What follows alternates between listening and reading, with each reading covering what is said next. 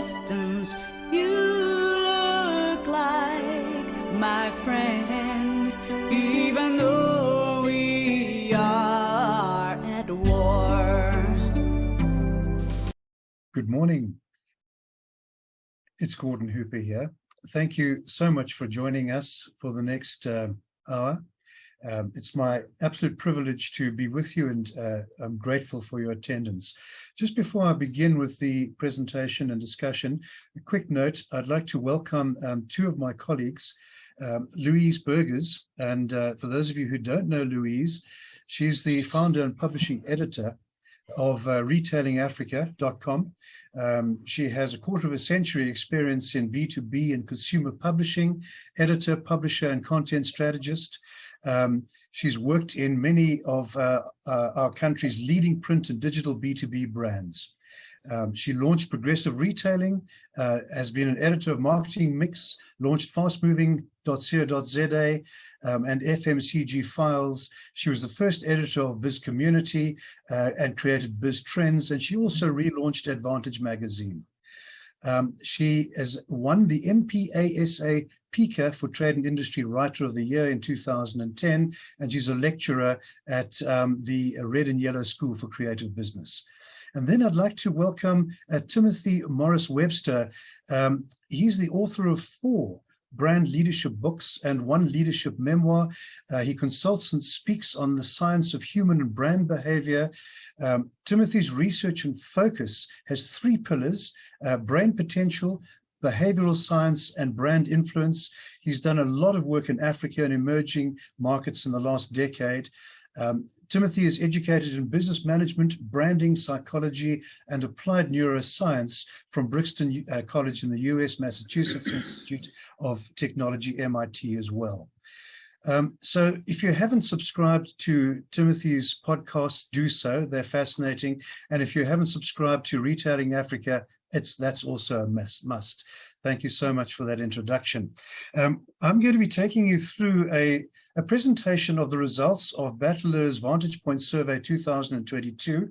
I guess that's going to take us about 25 minutes, and then we're going to have an open discussion. And Louise and Timothy, from their very different perspectives to mine and ours at Bateleur, will hopefully provide a good forum for Q&A. Let's enjoy that when we get there. So, without any further discussion, let me progress with the presentation. I'm going to ask the host to share my screen, or shall I just do it myself? I don't mind.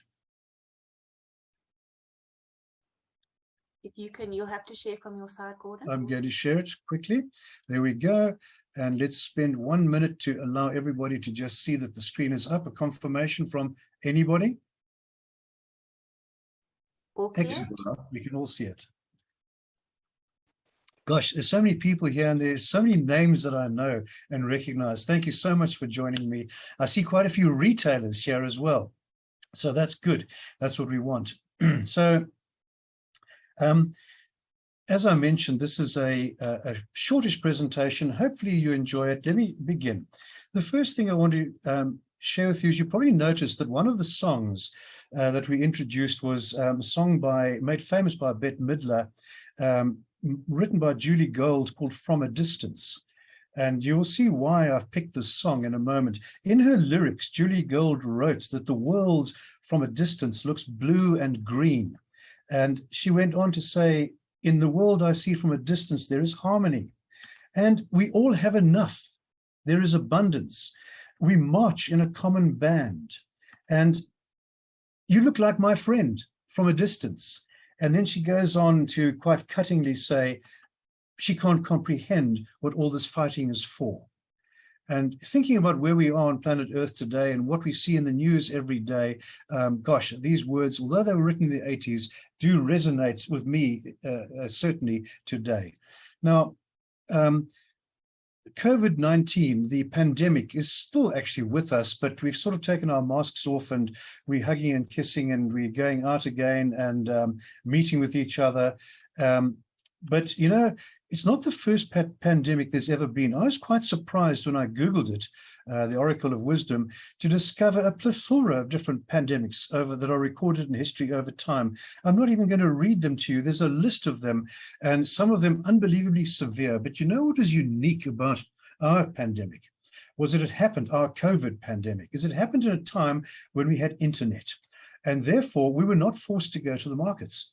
We could sit at home in our little boxes, and we could do everything from home. We could work from home, we could shop from home, we could socialize from home, we attended funerals from home, we went to weddings from home, we had hot meals delivered from home. It was amazing. But you know, I often thought about when we received our takeaway delivered, do we really realize the supply chain, what it actually means? You know, when you unbox that hot meal or unbox that new gadget coming from Take-A-Lot, the infrastructure, the footprint of transport, warehousing, unbelievable. And I don't think we really realize exactly what this has meant to all of us and meant to our planet, but certainly you've all noticed the absolute mushrooming of warehouses throughout South Africa. You know, when you feel guilty about your KFC being delivered at home or whatever your hot meal is, and you think, you know, I should be cooking for myself. Gosh, somebody stepped into the gap there. You Cook is one of them, and we can now obviously have delivered our ready-made ingredients, all weighed out beautifully and ready to cook. We are living from a distance, or we have learned to live from a distance. And I think that 2 years of pandemic has taught us, as Dorothy famously noted all those years ago, I don't think we're in Kansas anymore, Toto. It's a different world.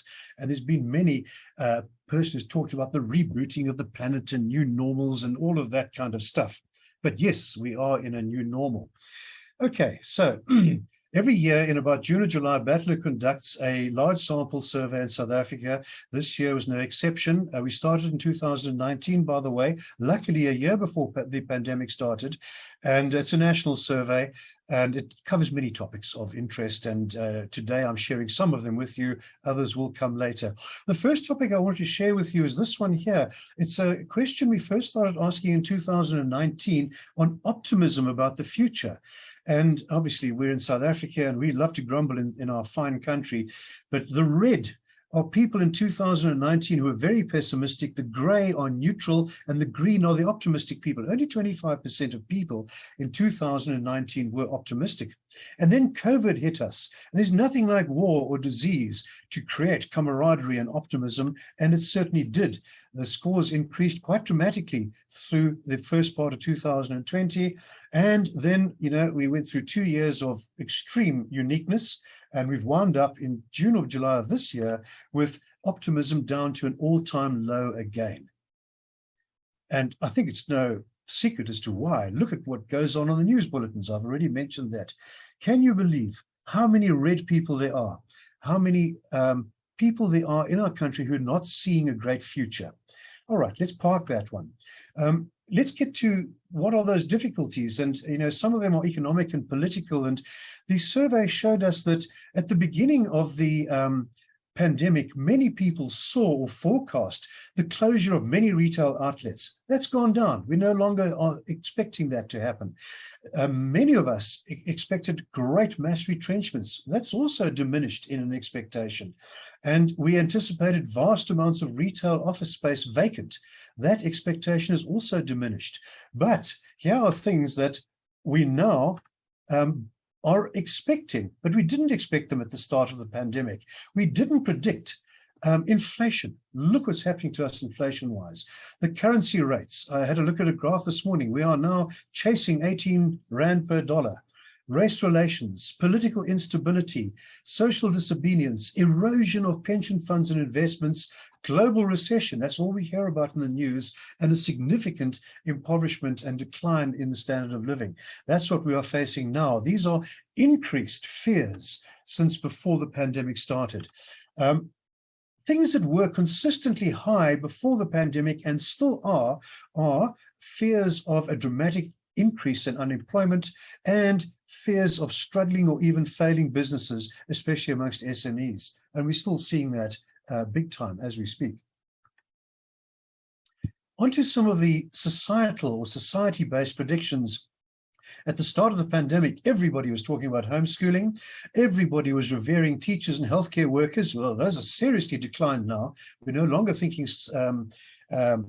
homeschooling as much, and we've forgotten about the teachers and the healthcare workers to a large degree. The appreciation of personal health and hygiene has declined. Oh, sorry. Working from home is still controversial, but many businesses have gone back to work. And yeah, the anticipation of less hugging and kissing is declining. We are hugging and kissing. Sometimes we still shake hands with a fist, but mostly people shake hands properly these days again. It was thought we might have to redefine family relationships. That's declined. And at the beginning of the pandemic, there was a great expectation we would become more appreciative of the little things in life, like going to the park or going to the beach or going to the shops. Anyway, that's declining. Now we're anticipating increase in crime, increase in substance abuse, and increase in mental illness. Again, reading the news is no surprise. Let's talk about consumerism a little bit closer to home now. And some things have changed. In the beginning of the pandemic, there was a prediction of a phenomenal increase in online shopping, and there was. Less frequent shopping, and certainly there was, and more bulk buying. Remember how the shelves of the wholesalers were depleted of toilet paper in the first month. And it was expected that there'd be huge innovation from business, and there has been. Look at the new businesses that are out there already today, and the way in which many businesses have adapted. But today, in 2022, actually consumers are saying, I'm being more careful with my shopping. I'm being more quality conscious. I'm demanding durability. There's more sensibility in the purchase decision making. And on top of that, there's more price sensitivity. So there's been a move towards more discerning shopping from both a quality and a value perspective. But here's the interesting thing. Do you remember before COVID, we used to use Skype, and many companies wouldn't allow Skype meetings because their firewalls wouldn't allow the risk. Today, we have customers who were like that before the pandemic, who now are back at work and having Teams meetings with each other in the office. It's exactly the same with shopping. Before the pandemic, many people were saying, I don't go online to shop because they might steal my credit card number. Well, that's certainly gone away, hasn't it? And we have seen now a swing back to retail shopping in the bricks side of things, in shopping centers, but not a decline or a reversal of not shopping online. In fact, that habit has come to stay. So I believe, and the research is showing us, that we are very much in a permanent state of hybrid working and hybrid shopping. All right. Now, there's two big new normals to take in. We've had a taste for online shopping. We like it. We're not afraid of it anymore. It's happening as a matter of course. And we have a heightened increase of quality and value. That's what the voice of the consumer or the shopper is saying to us as we speak. All right, let's talk about the clicks versus bricks fight. The first time we got involved in online shopping was in the late 90s, when one famous retailer asked us to start thinking about the topic. This was in dial-up modem days. Oh, remember those days? Anyway, if you go back 10 years and you ask South Africans to think about online shopping, they would say Amazon or Kalahari. That is about it. I did this a couple of days ago. I Googled online shops in South Africa, and I found this. Now, of course, these are well-known brand names to us all, and interspersed amongst them are big retailers of the typical bricks and mortar variety, as you can see. They now come up as online shoppers, like Takealot. And just by the way, here's another page. So what we've seen pre to post pandemic is a sudden blurring of retail, be it online or be it face-to-face bricks and mortar. And essentially what's happened, if you really think about it hard, nothing more that has happened than the bricks and mortar retailers have scrambled to go online to level the playing field. That's all. They played catch up with Takealot, catch up with Superbalist, catch up with all the others who have been doing a fine job of capitalizing on the internet and the courier industry to satisfy our shopping needs at home. So let's move on. I love the 4Ps. Philip Kotler made them famous. He didn't invent them. And they used to only be 4. They're now 5. When I started in marketing in the early 80s, there were only 4. Thinking about the 4Ps between bricks and mortar retailers and online retailers, well, they all sell the same products. There is no differentiation. Same brand, same products. You can buy them online or in a store. Pricing wise, well, the online guys should actually be cheaper, because they don't have the expensive retail rental to pay. Somebody said to me just this morning, when are retailers going to learn that we come into their store and we look at the product, we decide what we want, and then we go and buy it cheaper online? Well, I said, it'll only happen when the retailers in the bricks and mortar side of retail are as cheap as the online, and that's already happening. Price is going to be, if it's not already, parity. The online guys have an advantage on place. For sure. You can buy stuff from your bed. Unless you love queues and traffic and pushing large shopping trolleys around, the online side of retailing has the advantage. And on promotion, well, both the online retailers and the bricks and mortar retailers are equally able to run national television advertising campaigns or social media campaigns. So there's no parity there. Now, the Johnny Come Lately P, the people P, or the service P, is an interesting one, because I know that a lot of the online retailers use call centers and AI bots, people who bought this also bought this, that sort of thing.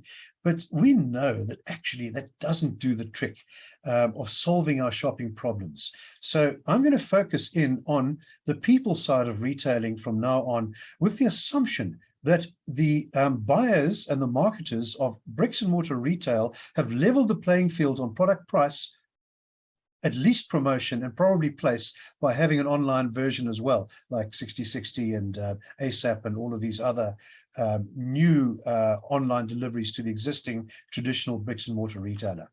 Okay, let's go way back in time, nearly 2,500 years ago, to Aristotle.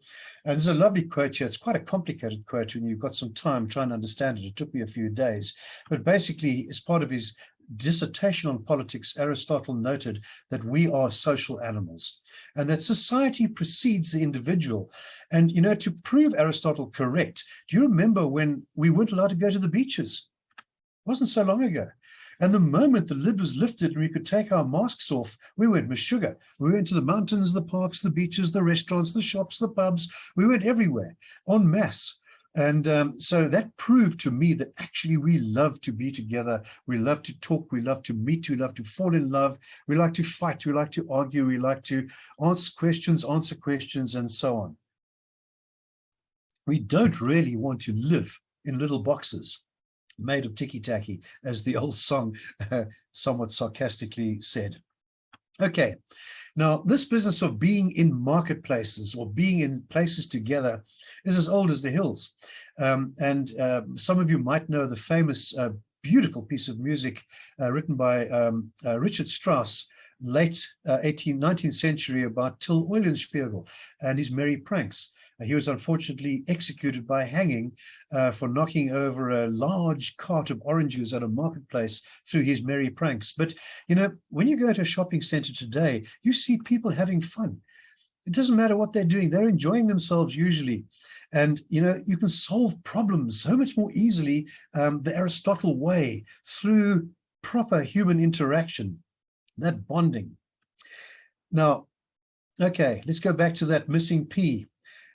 Our research shows, the Vantage Point survey shows, that only 6% of South Africans are completely satisfied with the in-store service they receive from our retailers. Only 6%. And only 33% are mostly satisfied.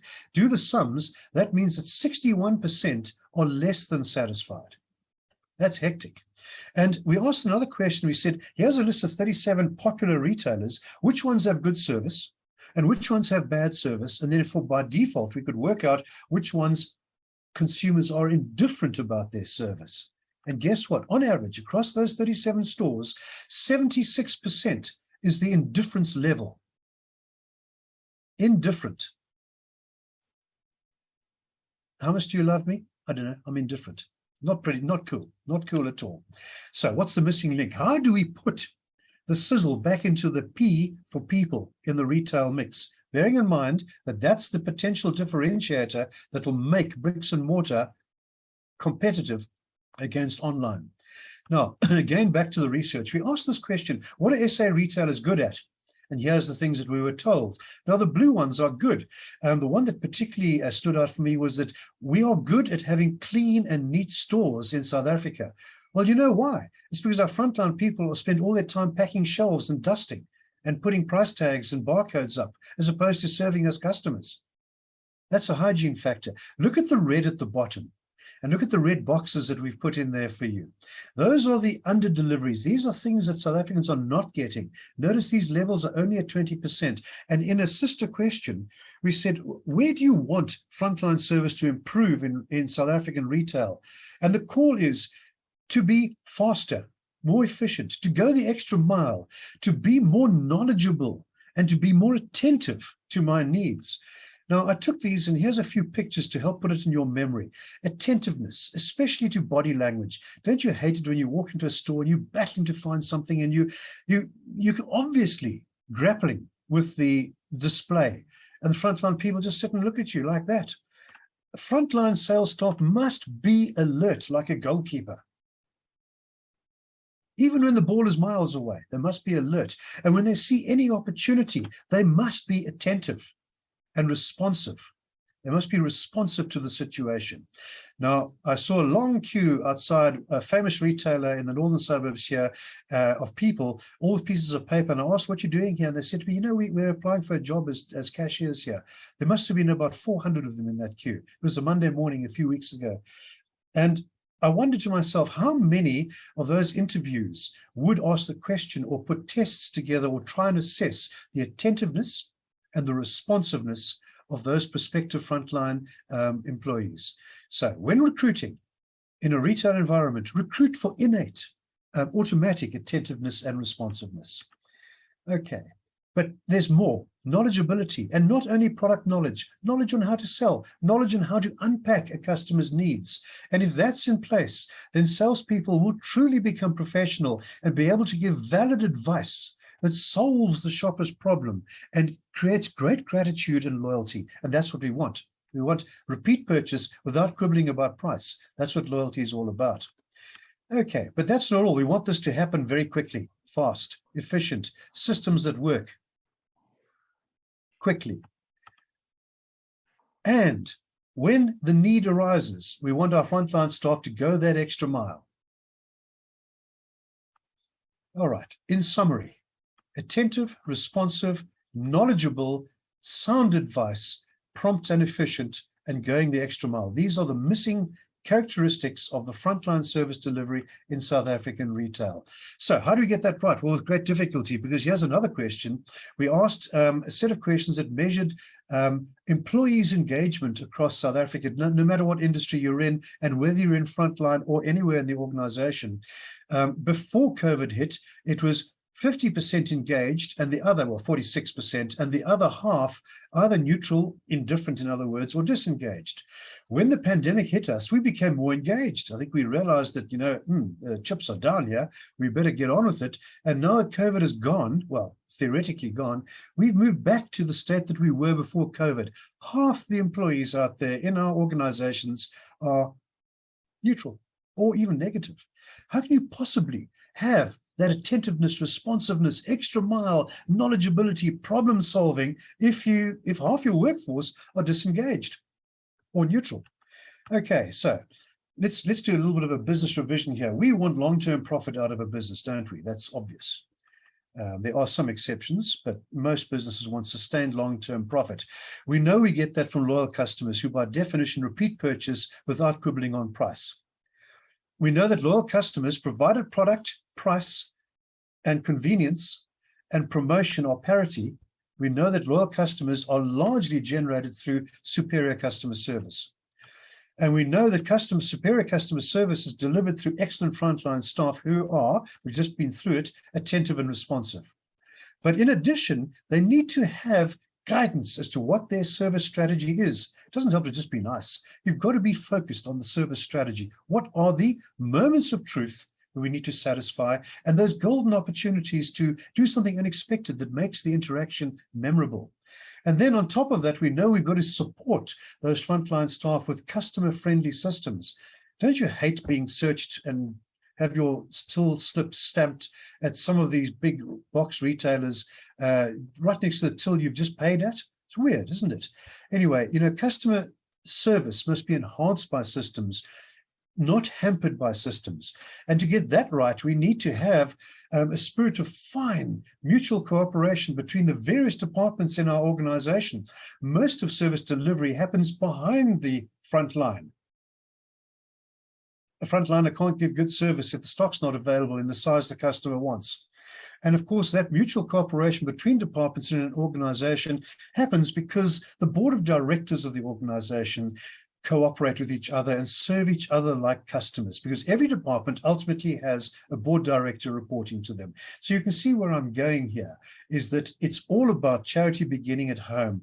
The way in which the board of directors work together and serve each other is the key ingredient to creating that attentive and responsive frontline salesmanship on the floor, which will in turn lead to the competitive advantage, putting the fifth P back into the marketing mix for bricks and mortar retail. Let's talk about boards of directors. You don't have to look too closely to see that the glass ceiling still exists, and that we've still got a largely white male set of board directors in South Africa. You don't need to look further than the headlines in the business press of the last 10 years to see the disgrace that is attached to so many boards of directors. Not all. There are some brilliant boards of directors, but even some of the retail boards of directors have been in the press of late. And you know what they say? It's this kind of stuff.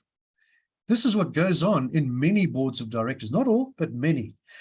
I like to turn boards of directors upside down. I've always loved the Titans in Greek mythology and, Atlas carrying the world on his shoulders forever. That's what he was condemned to do.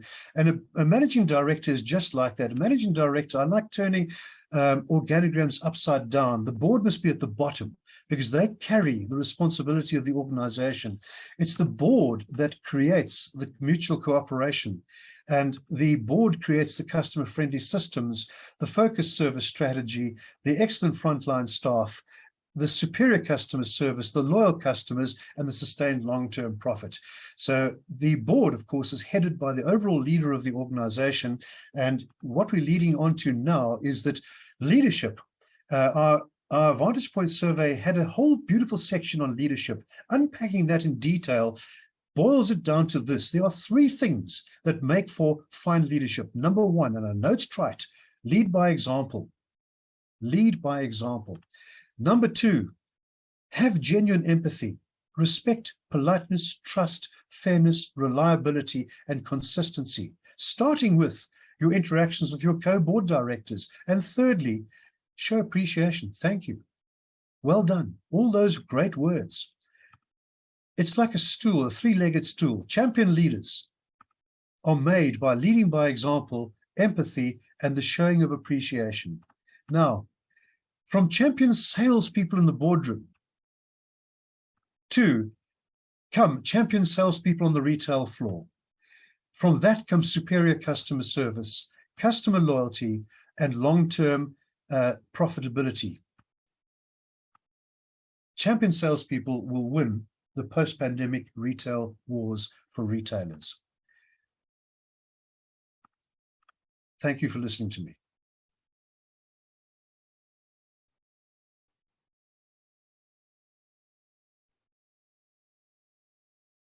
At this point in time, I'd like to remind you that the detailed paper, which is, I think, Louise might correct me, Louise, but I think it's about 17 or 18 pages long, available on the retailingafrica.com website. You can download it.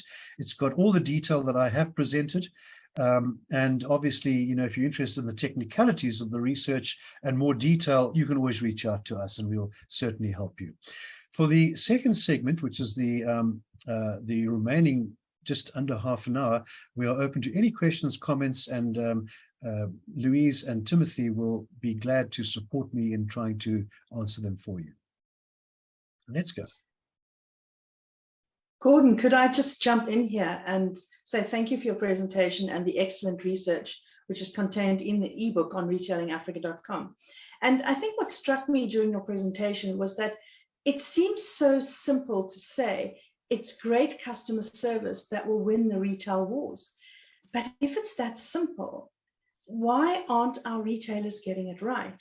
I recently attended, interestingly enough, the Crazy Store's launch of their new, and it's a store and their birthday in South Africa. And also a few weeks later, a new game initiative, their half-year celebration of their stores, and they were both at Canal Walk. And what struck me was how they're trying to differentiate themselves going forward after the pandemic. Crazy Store have introduced this philosophy with their staff. It was supposed to be the all philosophy, the awesome philosophy, and the staff were participating and made it the aware philosophy, which is actually quite cool. And I, with a small child, I am a long-term shopper of a Crazy Store because of the wide variety of art and supplies and things. And I've always noticed that their customer service is better than many other retailers, but their stores are obviously also smaller. But that is their philosophy going forward. It's not just the variety of goods, but the MD stated that their philosophy is to provide superior customer service and knowledgeable staff. And then also Game, who we know as a retailer has had a challenging time, particularly launching online during the pandemic. Game has introduced, for example, specialists in certain store sectors, and I experienced this for myself.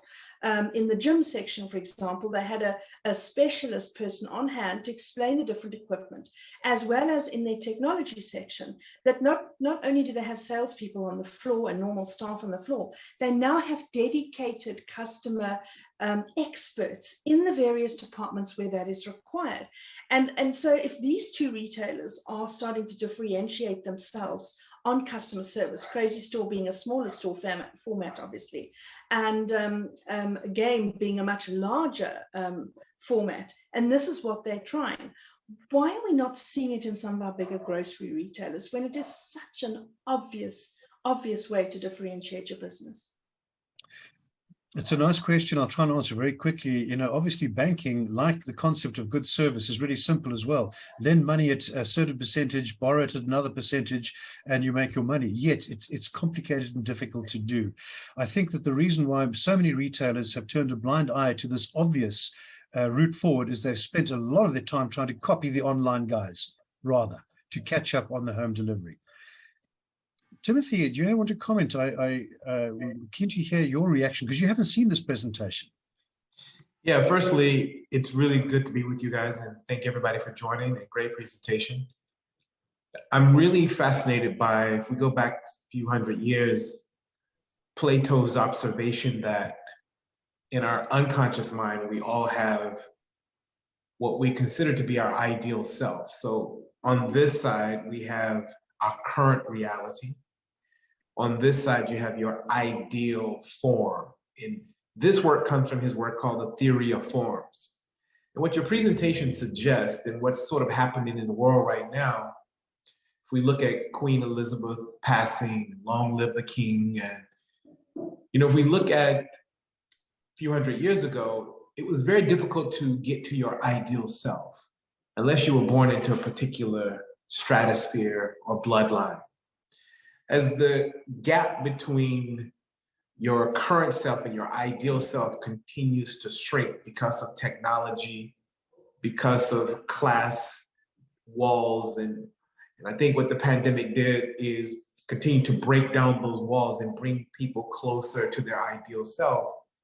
People want to experience efficiency they want to get things delivered at an optimal rate. They want to be able to engage at a very high level. And I think we're entering this period where we're getting closer to our ideal self. You think, why is social media so successful? It allows you to put a filter that gives you an image closer to your ideal self. Algorithms allow you to be able to tweak your engagement to a point where you're getting only content aligned to your ideal self. Almost everything we're experiencing now just brings us closer and closer to our narrower version of our ideal self. Our fantasies are closer to reality now, even if it's just in our unconscious mind. And if I were Game or any business, And I would ask myself, what is a consumer's ideal experience? Well, you have to start with the employee feeling like they're able to live their ideal existence. If I was an employee who doesn't feel like anything more than a robot, why would I want to help someone else experience their ideal sales and consumer experience? And for me, this shows that there's a wide open opportunity and a gap for retailers to be able to help people experience their ideal self by helping employees identify what their ideal sales experience is. And in the merging of those two ideal worlds, we get an opportunity of magic. And develop that culture is going to be the next big movement, because people feel it's tangible now. My fantasies of being able to feel served and be able to get things at a quicker rate, it's closer and it's tangible now. Wow, Timothy, you scared me. I'm going to delete my Facebook account immediately. And I love that if people, if all it's expected of them is a robot, that's how they're going to behave. On Monday, I went to a meeting with a client whom I haven't seen for 2 years. And as I walked in, he looked up and he said, "My goodness, I was just calling you on WhatsApp. I thought that this was a Teams meeting." He was so pleased, and I was so pleased to see him. And we spent a congenial hour and a half together in his office, laughing like mad. It was almost like a cathartic experience to be with a real human being. And Wow. I know you're passionate about that, Timothy, the human connection. Yes. Any questions? Let's get rolling.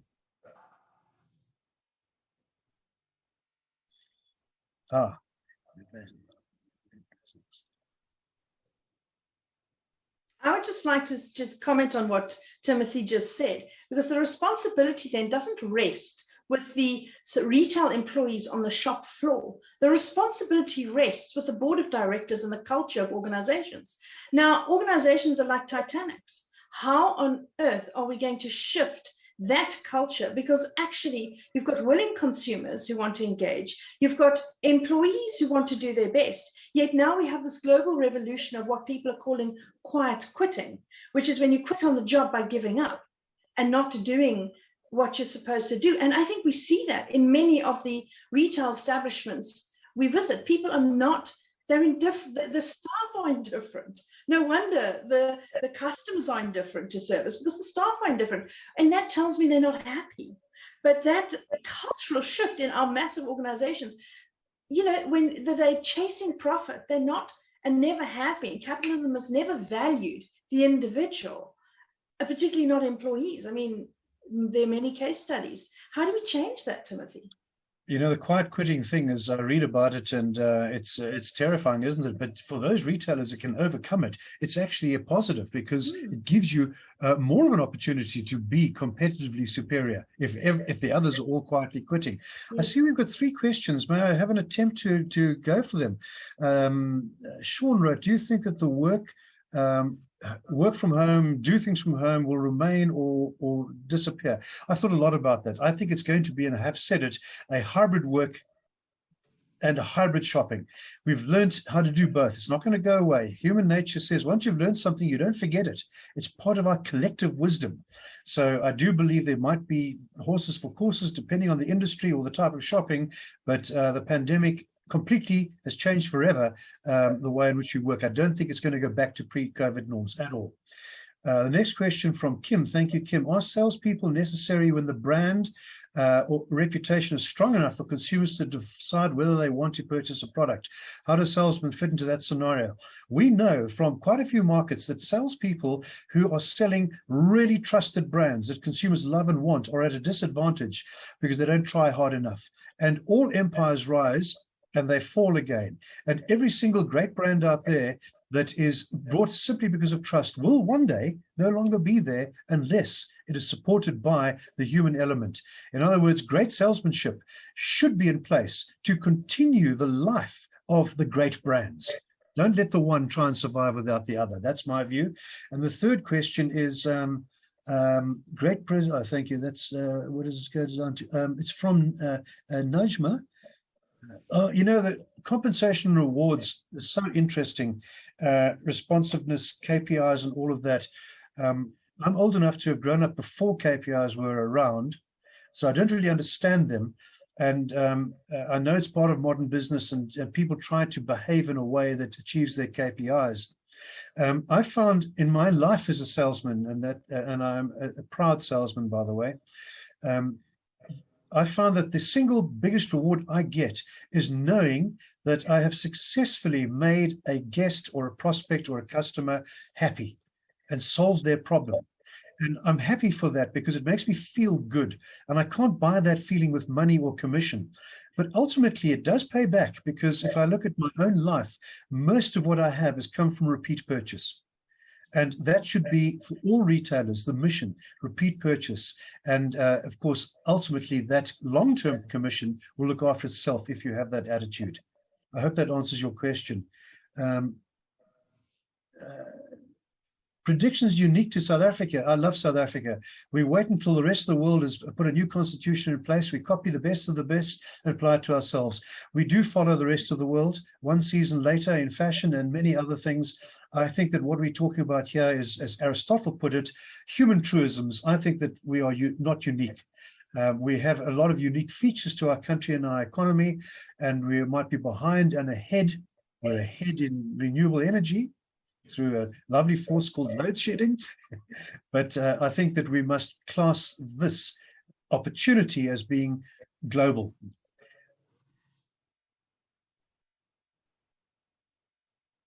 I'm just reading Gillian's question here. Louise and Timothy, please feel free to fish what's from the head. What's your view on that one, Timothy? So repeat the question. It's basically what Gillian's saying is the slide that shows the board role is vital. The fish rots from the head. Heads of retailers are more operationally focused than the people. And, you know, I met a retailer, an ops director of a retail company, very well known one some years ago, in fact, 2 decades ago, and they were very, very much more successful then than they are today. And I said, what's your secret to success? And that particular ops director said, my success is I manage people using the running F slap. I couldn't believe what I heard. Wow, incredible. That's stinking. Yeah, of course, I toned down the language. What's your view on that, Timothy? Yeah, I mean, it's interesting how, you know, the reputation even of a leader can be the demise of the entire organization, right? I think the ability for the leaders of the organization to be more open and communicate more, share in podcast series and communication channels can be extraordinary. I mean, we know a bad leader can cause an organization to collapse. You know, I want to kind of go back to the idea of why we're such social animals and why our nervous systems and our cells come alive. If you think about the worst punishment in the world is to put a prisoner in solitary confinement and restrict him from eating from the values of another person's value system. Like eating from someone else's delicacy of personality and joy is extraordinary. And to be able to design that in a hybrid world is possible. So if you spend 2 days a week at home and you can design coffee meetups, you can design experiential engagement online to trigger the unconscious ability to feel like you're in person. So Dr. Tamara Gendler from Yale University calls this your beliefs. So when we in person, we have our beliefs in engagement. When we are experiencing things virtually, we are using what we call our aliefs, A-L-I-E-Fs. And if you want to trigger your aliefs, the role of your aliefs is it's your imagination's beliefs. So if I imagine we're in person, I can start to experience the sensory response. If right now, all of us take a moment and imagine ourselves walking on the beach, if we're really present, we can start to feel the sand, the water coming up around our toes and our feet. And so if you want to do that and you are hybrid a couple days a week, you can start to trigger that tribal social animal effect where people feel like they're part of a movement. The 2 things you got to do though, you got to have a purpose around it and use symbols. So recently in a mining house who has a distributed workplace, I helped them look at creating a purpose around a tea environment engagement when they're online. Tea was used as a symbol to slow things down. because it's very difficult to move fast when you have warm, hot tea around you. So the idea of using tea as a symbolism was that we want to have a calming space when we have our meetings. So you got to have purpose. What is the purpose of the meeting? We want to have calm spaces and then some sort of symbol. And when you bring those two together, you can trigger the feeling that we are in person and we're engaging, and that the sensory explosion can start to happen like what happens in person. And so the social, animalistic, tribalistic effect is really powerful. And I hope people can leverage that online as well. Gosh, that's so nicely said. And as you're talking, Timothy, you make me feel emotional. And leadership is all about empathy, and empathy is about feelings. And we all look to our leaders and follow them willingly for two reasons only. One, we believe they're going to help us sustain ourselves, survive, and they're going to protect us. Those are two feelings. And I love the way you brought some simple mechanisms, the symbolism together. And that's what the boardroom leaders, who some of whom might be writing from their head, need to be thinking about. But that's a hypothesis. I'm going by what I read in the papers. Louise, you more than any of us interact with the leaders of retailers, and please don't mention any names or brand names here, but do you get the sense that there's room for improvement in leadership in retail? I think the South African retail industry in particular has been very secretive for many, many years. The CEOs, apart from Raymond Ackerman, who's very well known, and his story is very well known, most have been very inaccessible to anyone. Whether it be the media, whether it be their customers. You didn't really know who they were. How many consumers do you think can name the heads and CEOs of any retail company? Apart from online retailers. Online retailers are doing a much better job because they are younger retailers, possibly, younger brands, so they put in the work. I think some of our older retailers, and I mean that in longevity of decades, they are established businesses and they've done one thing one way, and that's the way they want to do it. The thing is, they now have to start behaving a little bit like entrepreneurs and less like corporates, because you're now entering an online space in which your consumer is very different. Also, when many of these brands were established decades ago, the South African consumer, or any consumer actually, did not have the power. The power rested in the corporations and the brands. Now your consumer has all this power. And I think for a lot of businesses, particularly the bigger they are, turning around a Titanic is hard. I think they need to embrace this new consumer, and they need to start allowing for the fact that the new consumer wants information. And they also, as both you and Timothy have said, they want that perfection of service because they're going for a perfect life. And they want things immediately and instantaneously. What is it? We've now got the attention span of a goldfish, which is about 3 seconds, or less than the attention span of a goldfish when it comes to online. So that is why some of the bricks and mortar retailers failed going online with their clicks and tricks. They didn't get it right because they didn't have the distribution system in place. They didn't have the expertise in place. And I think when you see some of the smaller retailers who are doing so well, it's not that their CEOs have become personalities, but they're accessible. They talk about their business. They provide information about their business. They engage with the public, or they have marketing directors who are very good at it. If I think about the one retail tour I went on recently, or 2 retail tours we went on recently, with the marketing director, with the CEO. They're accessible. They're there in their tackies and their jeans, and they are telling you how they're going to solve the problems of the future. And they are admitting to their problems. Many, I think, particularly in the retail sector, tend to put up walls and tend to hide behind spin and reputation management experts and don't actually directly engage. And I think that's where the problem lies in the sector.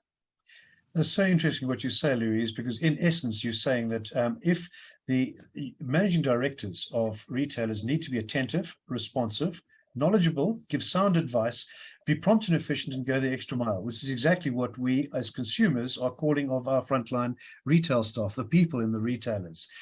So that's the lead by example.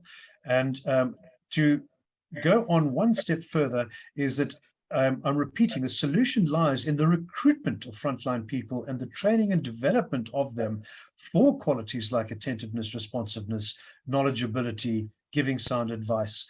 And it's a long-term burden. It's a difficult one. In theory, very easy. In practice, quite difficult. There's a quick question here from Sean, I see. How do you ensure frontline employees provide superior customer service while optimism is so low? Gosh, it's a very tough question. I wish I could answer it honestly, except to say that once again, the chief executive officer and her board of directors needs to make sure that there's a glass half full mentality, and you've got to take pessimism head on. You have to, as leaders, take pessimism head on and provide assurances of that sustainability and that protection of your people. And if you do that right, you'll get engagement. And if you get engagement right, you'll get the service levels we're talking about. So I see we've got about 6 minutes left. Are there any more questions? And while we're waiting for 1 or 2 questions to come up, I would love for Louise and Timothy to try and encapsulate a message or summary of what this has meant and what you think you can give to us as advice on how to take the next steps forward. Sure. Louise, if you're happy, I'll go. So one of the areas that I've been focused on recently, Gordon and Louise and everyone, is to design for the success you want versus hoping motivation works for your teams and your retail environments. So if anyone's listening and they want to lose weight, you can use and apply behavioral science versus trying to be motivated to lose weight. And the same applies to your retail and cultural environment, wherever you are. That the brain sort of defaults to spending less energy on any task. So I personally, we all, if things have a large cost to them, we will withdraw or we'll try to avoid it. So Google uses this in their offices in New York and California. They use this principle where they'll put the unhealthy drinks really high or really low, requiring me to get on a ladder to get them or bend over to get them. And they'll put the healthy goods, the healthy foods more at eye level. And what that does is unconsciously over time, you default on average to the things that require very little energy. And so if you design into your workplace symbols and emblems that represent your value system, and people see that as sort of the default from which you engage, then you don't necessarily have to motivate people because they will engage it, but naturally. And I've seen it in my life. If I want to drink more water, I put water bottles and I place them in the places that have more emotional resonance for me. And so I will put the unhealthy drinks a bit higher. And what ends up happening, yes, there will be days where I go for the unhealthy things, but on average, I default because there's so many things costing my time in other areas. And so if you start thinking about designing your culture for the outputs that you want, more engagement, better energy, etc., you can actually physically design for it. And what I've seen is that even if people are negative, they will often be lazy to go with the images that are in their face. It requires energy to be both negative and lacking optimism. It requires energy. And so if you design for it, if every leader that's watching or will be engaged in this presentation will ask themselves, how can I take the fact that our brains are lazy and design for the fact that they will default to whatever it is I'm showing them? And if you do not show them, and if you're not active about designing that, expect them to go to the sort of lazier kind of default, which will be, if there's nothing there, destructive behavior. Wow, that's a lovely note on the optimism question. Timothy, thank you. Lise, would you like to round off the discussion for us, please? It's about leadership and culture, and I absolutely agree with you, Gordon, about the board. There's a well-known newer flagship store near where I live, and the manager of that store, it's a huge, beautiful store. But the manager's known to be rude. There've been complaints on social media from customers. And you know what? The staff in the store are miserable. It's not that they're unhelpful. If you can find someone who can help you and actually knows something, you're winning. But the staff don't look happy. So it's a leadership issue. And it's one of the retail groups that's doing brilliantly. It's so innovative, launching so many incredible things, being lauded for their innovation. But you can't be innovative in one area and not the entire organization. So it boils down to culture, and it boils down to personality and leadership. And we need to take a lesson from the newer businesses out there where your leadership is more accessible. Because if the leadership's not accessible to the media or the consumer and they don't know who they are, do the employees? How can you inspire if you are not visible and present in your organization? Well, thank you very much. That's all great words to hear. I'd like to round off in the last minute. I'm not going to mention a name, but we have amongst us today a managing director of a big organization, a global organization with a very, very well-known brand, whom I've known for many, many, many years. And this person has been a salesperson. He's a managing director today. He's been a salesperson his whole life. He started off way back in the 80s selling pencils. And I want to say to you that the notion of champion salespeople, I didn't invent. It was invented by an author called Tom Hopkins, who wrote a wonderful book in the 80s called How to Master the Art of Selling. And for all of you out there, and I get no commission on this, buy that book and read it, and you will be proud, like me, to be a salesperson. And even if when you are at the managing director level, never stop being proud of being a champion salesperson, because we are selling humanity. And we are selling solutions to problems, and we are selling a camaraderie that is the human spirit. And that is what is going to differentiate the bricks and mortar retailers from the online guys in this knife fight. I thank you so much for listening to me and wish you a wonderful weekend. Thank you, Gordon. Great job. Awesome. Thanks, guys. Thanks, Timothy. Bye.